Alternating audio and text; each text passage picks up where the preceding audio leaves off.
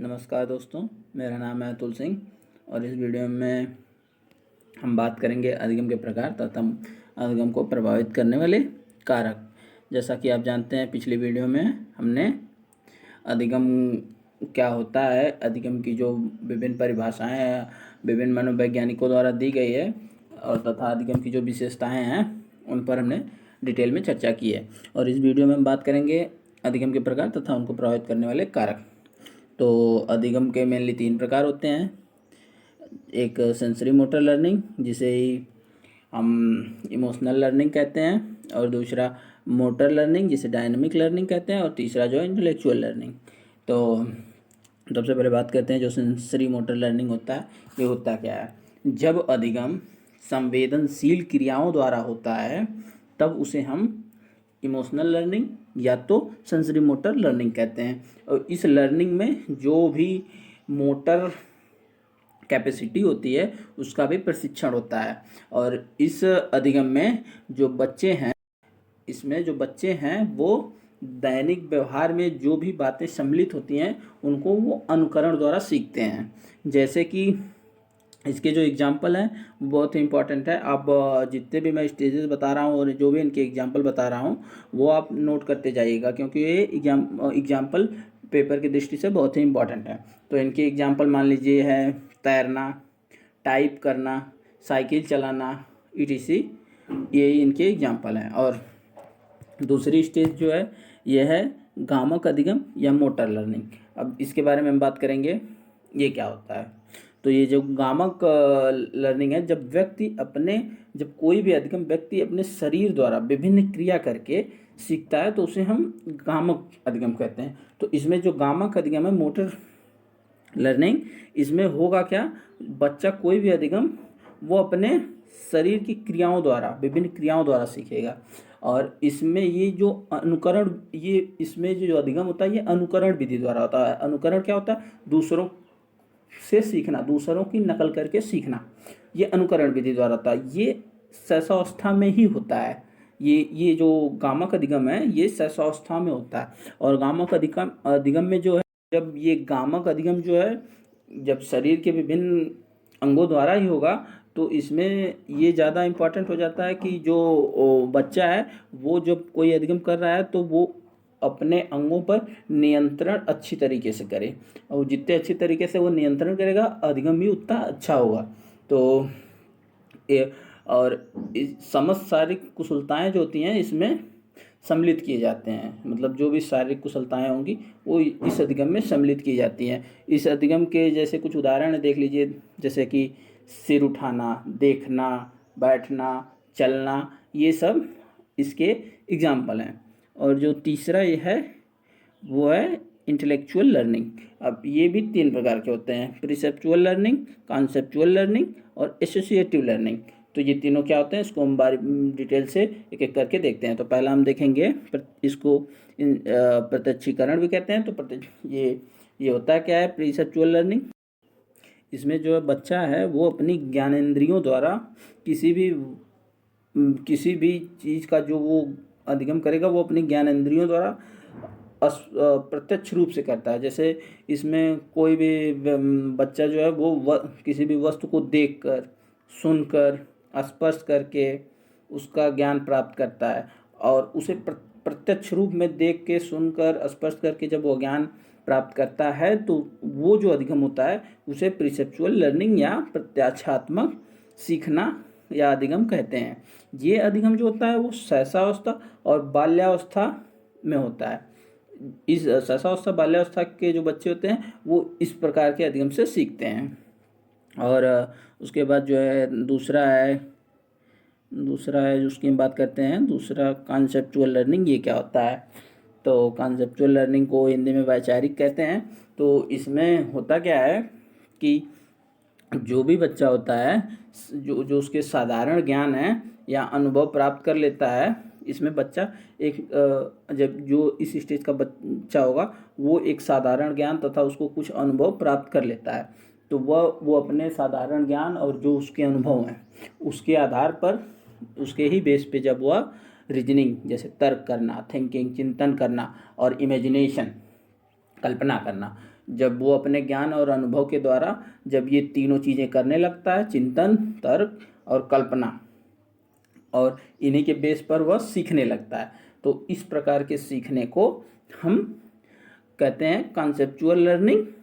और ये जो लर्निंग होती है इसमें अनेक अमूर्त बातें को हम सीख सकते हैं, जो बच्चा इस स्टेज में वो सीख सकता है, और इसी प्रकार के लर्निंग को ही हम कहते हैं प्रत्यात्मक सीखना या कॉन्सेप्चुअल लर्निंग।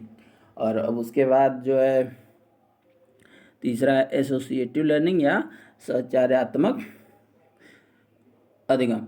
ये क्या है, इसके बारे में बात करते हैं। जब बच्चा या कोई भी जब पुराने ज्ञान और तथा अनुभव के द्वारा किसी तथ्य को सीख जाता है, जब कोई भी बच्चा पुराने ज्ञान तथा जो उसके अनुभव है उसके द्वारा कोई तथ्य सीख जाता है, तो वो जो लर्निंग है उसे हम कहते हैं लर्निंग विथ एसोसिएशन, उसे हम या तो एसोसिएट लर्निंग कहते हैं। और ये जो अभी ऊपर हमने कॉन्सेप्चुअल लर्निंग की बात की है वो बिना एसोसिएट लर्निंग के नहीं होती। जब एसोसिएट लर्निंग होगी उसके बाद ही वो कॉन्सेप्चुअल लर्निंग होगी। तो अब हम बात करेंगे फैक्टर अफेक्टिंग लर्निंग। तो जो भी कारक हैं, प्रभावित करने वाले कारक हैं जो अधिगम को, उसके बारे में बात करेंगे। तो इनको हमने मेनली चार टाइप में डिवाइड कर दिया है। तो हम पहले बात करते हैं जो है कि लर्नर रिलेटेड फैक्टर, जो है मतलब जो सीखने वाला है उससे रिलेटेड जो फैक्टर हैं वो क्या है।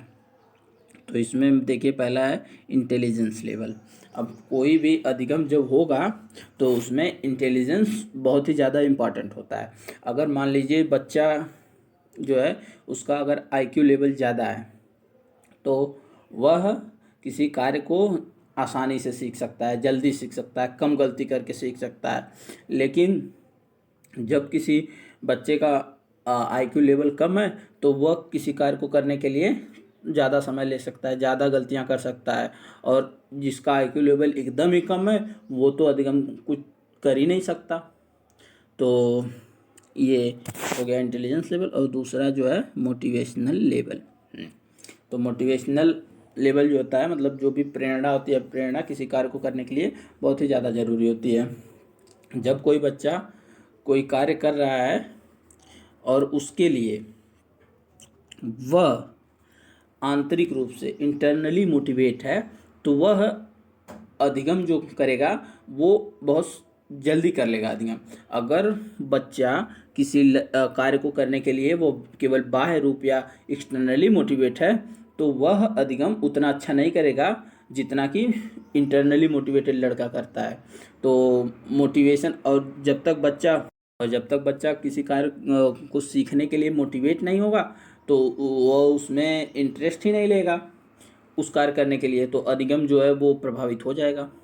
और जो है वे ऑफ लर्निंग, आप बच्चा किस तरीके से सीख रहा है वो भी बहुत ज़्यादा इम्पॉर्टेंट है अधिगम के लिए।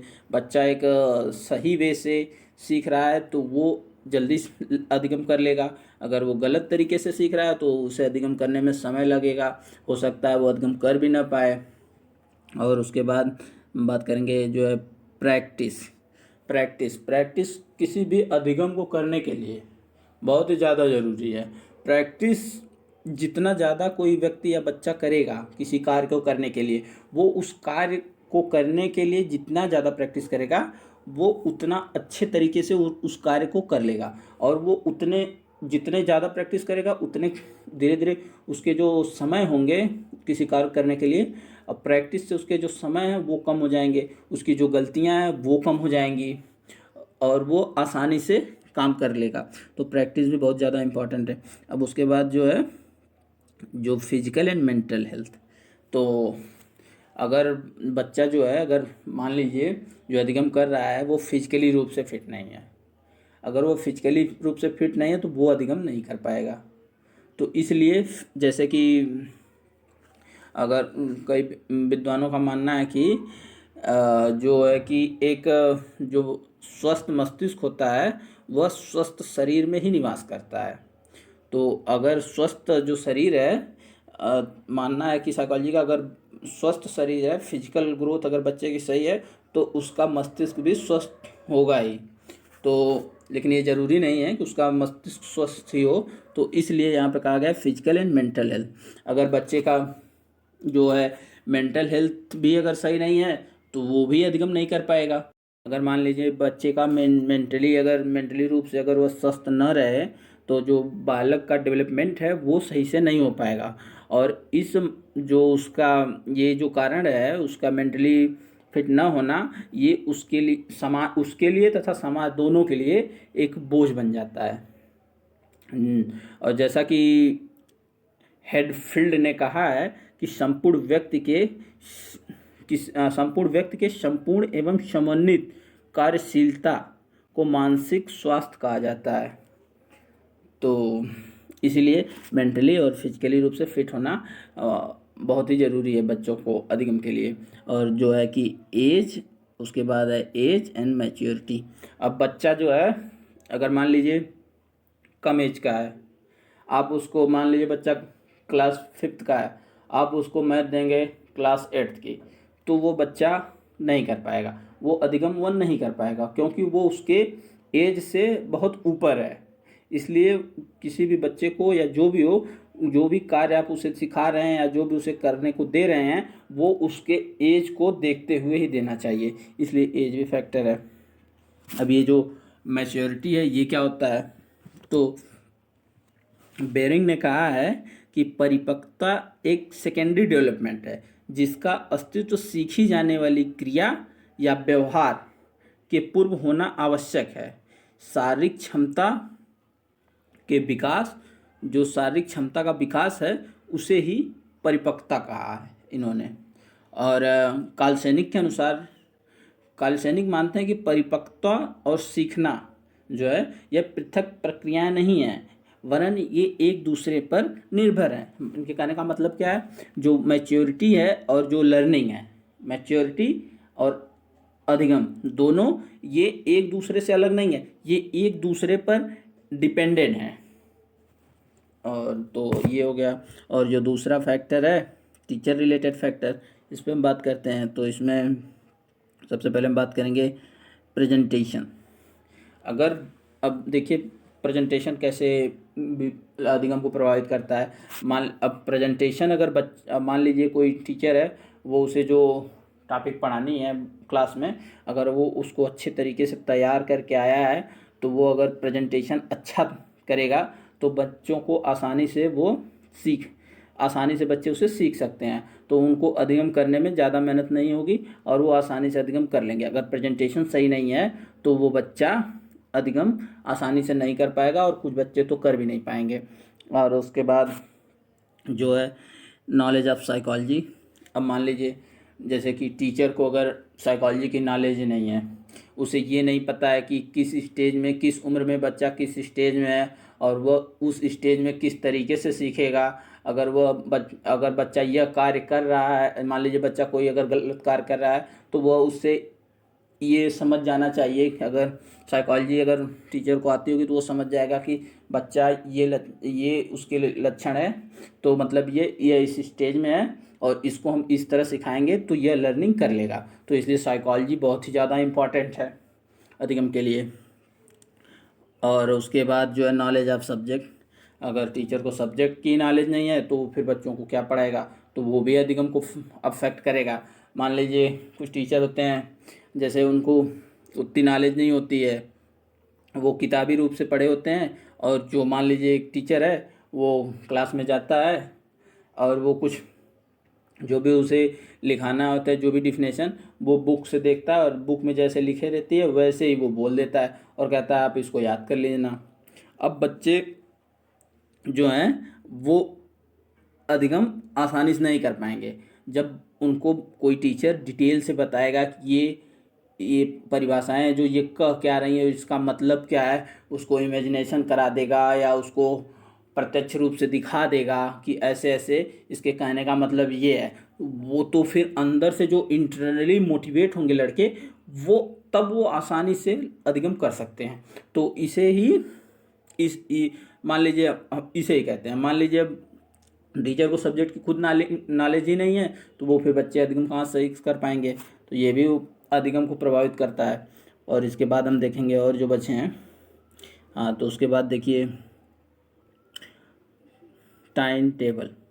अब कोई किसी भी कार्य करने के लिए टाइम टेबल को एक घड़ी के रूप में माना गया है। टाइम टेबल से ये तक पता चल जाता है कि बच्चे में मतलब स्कूल में बच्चा है तो इस समय स्कूल में इस समय किस क्लास में क्या कौन सा टीचर होगा, कौन सा सब्जेक्ट वो पढ़ा रहा होगा। और टाइम टेबल बहुत ही ज़्यादा ज़रूरी है, क्योंकि बच्चों को टाइम जो कि डिसिप्लिन बहुत ही ज़्यादा ज़रूरी है। बच्चे जब एक टाइम टेबल होगा कि उनको मतलब इस दिन मान लीजिए इस दिन ये सब्जेक्ट पढ़ना है, तो वो उतनी ही बुक लेके जाएंगे, ज़्यादा नहीं लेके जाएंगे।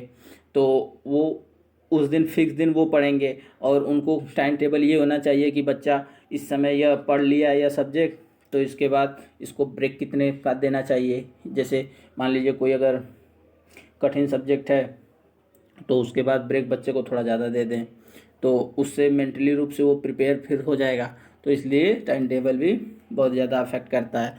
और अब हम बात करेंगे इन्वायरमेंटल रिलेटेड फैक्टर जो होते हैं ये क्या होते हैं। तो इसमें हम देखेंगे इन्वायरमेंटल रिलेटेड फैक्टर जो हैं, इसमें स्कूल इन्वायरमेंट और फैमिली इन्वायरमेंट और सोसाइटी इन्वायरमेंट। तो मान लीजिए ये जो स्कूल इन्वायरमेंट है ये सेकेंडरी एजेंसी है, बच्चों को अफेक्ट करती है, इनको सेकेंडरी एजेंसी माना गया है। तो सेकेंडरी एजेंसी है, लेकिन प्रभाव सबसे ज़्यादा इन्हीं का पड़ता है बच्चे के व्यक्तित्व पे। जो उनकी पर्सनालिटी है या उसके जो अभी अधिगम होंगे सबसे ज़्यादा स्कूल में ही प्रभाव पड़ते हैं। क्योंकि एक समय होगा बच्चा वो अपने टीचर को या अपने दोस्तों की कही हुई बातों को वो ज़्यादा मानता है। क्योंकि अगर जो उसके टीचर कहेंगे तो वो घर पे आता है, अगर कोई बच्चा उसके माता पिता कह देंगे नहीं ये ऐसे होता है, तो वो तुरंत रोक देगा, कहेगा नहीं मेरे सर ने बताया ये ऐसे नहीं ऐसे होता है। तो बच्चे पे स्कूल का प्रभाव बहुत ज़्यादा पड़ता है। तो इसलिए उसका जो स्कूल का एनवायरनमेंट है अगर वो सही रहेगा तो बच्चों को अधिगम करने में आसानी होगी, अन्यथा वो कठिनाइयाँ होंगी। तो इस प्रकार ये भी अफेक्ट करेगा। अब फैमिली प्राइमरी एजेंसी होती है और फैमिली में माता जो होती है उसकी प्रथम टीचर होती है। तो पहले बच्चा माँ से ही सीखता है। तो अगर फैमिली का इन्वायरमेंट अगर सही नहीं है तो वो भी बच्चे के मेंटली रूप से बच्चे को जो है प्रभावित करता है। मान लीजिए बच्चा है, उसके माता पिता लड़ रहे हैं, वो देखेगा तो वो बच्चे पर अलग रूप से प्रभाव पड़ेगा। तो फिर वो उससे भी वो बच्चा जो है वो अधिगम उसके प्रभावित होंगे। तो इसलिए फैमिली का एनवायरनमेंट भी बहुत अच्छा होना चाहिए। अब सोसाइटी वो जिस समाज में रह रहा है वहाँ का एनवायरनमेंट तो बच्चे के व्यक्तित्व पर पड़ता ही है। अगर बच्चा सबसे ज़्यादा प्रभावित होता है वो समाज से होता है, क्योंकि बच्चा समाज में ही रहेगा जो उसके चारों ओर इन्वायरमेंट है। तो समाज में क्या सही हो रहा है क्या गलत हो रहा है उससे भी उसके जो लर्निंग है उस पर इफ़ेक्ट डालते हैं। अब हम बात करेंगे कंटेंट रिलेटेड फैक्टर जो है ये क्या होता है। तो आइए बात करते हैं, देखते हैं sequence of the subject matter. ये देखिए क्या है इसमें, sequence of the subject matter का मतलब है कि जो कि सब्जेक्ट हैं जो भी विषय हैं मान लीजिए स्कूल में पढ़ाया जा रहा है तो ये सीक्वेंस होना चाहिए कि किस पीरियड में कौन सा सब्जेक्ट सही होगा, किस पीरियड में कौन सा सब्जेक्ट सही होगा। मान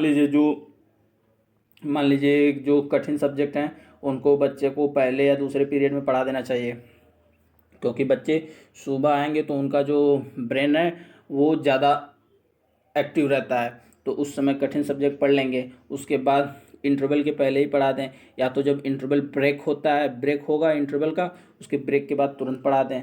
तो उसमें बच्चे खेल उल के आएंगे, ब्रेक लेके आएंगे तो उनका जो है कि ब्रेन एक्टिव होगा। तो ये जो सीक्वेंस है अगर आप मान लीजिए मैथ को एकदम लास्ट पीरियड में पढ़ाएंगे तो बच्चा जो है थक चुका होगा, वो फिजिकली रूप से भी मेंटली रूप से भी, तो वो उतना जल्दी कैप्चर नहीं कर पाएगा, वो भी अधिगम को प्रभावित करते हैं। अब आइए हम बात करेंगे लैंग्वेज स्टाइल। अब देखिए लैंग्वेज बहुत ही ज़्यादा प्रभाव डालता है, इसीलिए कहा गया है कि बच्चे को उसकी क्षेत्रीय भाषा में ही पढ़ाएं, मातृभाषा जो है उसकी उसमें पढ़ाएं। अब मान लीजिए आप टीचर हो गए, आपकी नियुक्ति हुई और आप जिस क्षेत्र में गए वहाँ की भाषा आपको नहीं आती है। अब बच्चों को वहीं की भाषा आएगी क्योंकि वो उनकी मातृभाषा है। आप अपनी भाषा में बोलेंगे, वो उनको समझ में नहीं आएगा। वो उनकी क्या समस्या है, वो अपनी भाषा में बोलेंगे, आपको समझ में नहीं आएगा। इसलिए लैंग्वेज स्टाइल बहुत ही ज़्यादा इम्पॉर्टेंट है। इसलिए एक टीचर को जिस स्कूल में, जिस जग क्षेत्र में वो जा रहा है, वहाँ की थोड़ी बहुत तो लैंग्वेज आनी ही चाहिए, क्योंकि वो इतनी आनी चाहिए कि जिससे वो बच्चों की बातें सुन कर समझ सकता है तथा उनको वो जो समझाए बच्चे समझ जाएं। इतनी उसे लैंग्वेज वहाँ की आनी चाहिए। और लैंग्वेज बहुत ही ज़्यादा प्रभाव डालता है। अगर आप कोई टीचर गलत लैंग्वेज पढ़ा रहा है, मान लीजिए वो अगर उसकी क्षेत्रीय भाषा का प्रभाव है अगर किसी शब्द पे, तो वो बच्चे भी गलत शब्द ही उससे सीखेंगे। वो जो बच्चा है वो अपने टीचर से ही सीखता है। वो अपने टीचर को एक बड़े ओहदे पे रखता है, तो वो जो टीचर बोलते हैं वो उनको बहुत ही ध्यान से उनकी बातों का अनुकरण करता है। उनसे वो सीखता है कि ये सर इसको ऐसे बोलते हैं तो ये ऐसे है। अगर सर ही गलत बोलेंगे, उनकी लैंग्वेज सही नहीं है, तो बच्चे का भी लैंग्वेज सही नहीं होगा। इसलिए लैंग्वेज स्टाइल भी बहुत ज़्यादा इंपॉर्टेंट है। अब उसके बाद नेचर ऑफ कंटेंट, मतलब विषय का क्या स्वरूप है। तो विषय का स्वरूप जो है वो भी बच्चे के लर्निंग पर अफेक्ट करता है। अब ये नेचर ऑफ जो कंटेंट है, इसका मतलब क्या, विषय का स्वरूप। जो विषय का स्वरूप है वह एक सार्थक होना चाहिए। विषय जो भी सब्जेक्ट हो सार्थक हो, उपयोगी हो तथा यथार्थ हो, जिससे सीखने वाला जो है वो तात्कालिक लाभ उठा सके। और जो उसकी शिक्षण विधियां हैं वो भी इम्पॉर्टेंट है कि किस तरह से कौन से सब्जेक्ट को सीखा जा सकता है। और शिक्षक जो होते हैं छात्र के आधार पर विषय का चयन और उपयुक्त विधि को प्रयोग में लाते हैं। तो मतलब टीचर जो होते हैं उनको कि कौन सा विषय है उस आधार पर चयन करेंगे, जो उसके लिए उपयुक्त विधि होगी उस द्वारा बच्चों को पढ़ाएं। ये भी ज़्यादा इम्पोर्टेंट होता है, तो ये भी प्रभाव करता है। और ने बात की है कि अधिगम के कितने प्रकार होते हैं तथा अधिगम को जो प्रभावित करने वाले कारक हैं उन पर हमने डिटेल से बात की है। और हम नेक्स्ट वीडियो में बात करेंगे जो है कि अधिगम पर विभिन्न मनोवैज्ञानिकों ने जो जो अपने सिद्धांत दिए हैं उन मनोवैज्ञानिकों को हम धीरे धीरे देखेंगे। उसके बाद अधिगम में बचेगा अधिगम का वक्र तथा पठार और जो अधिगम स्थानांतरण है। तो इस वीडियो में इतना ही। थैंक यू, धन्यवाद। अगर वीडियो अच्छी लगे तो लाइक शेयर सब्सक्राइब करना ना भूलें। थैंक यू, धन्यवाद।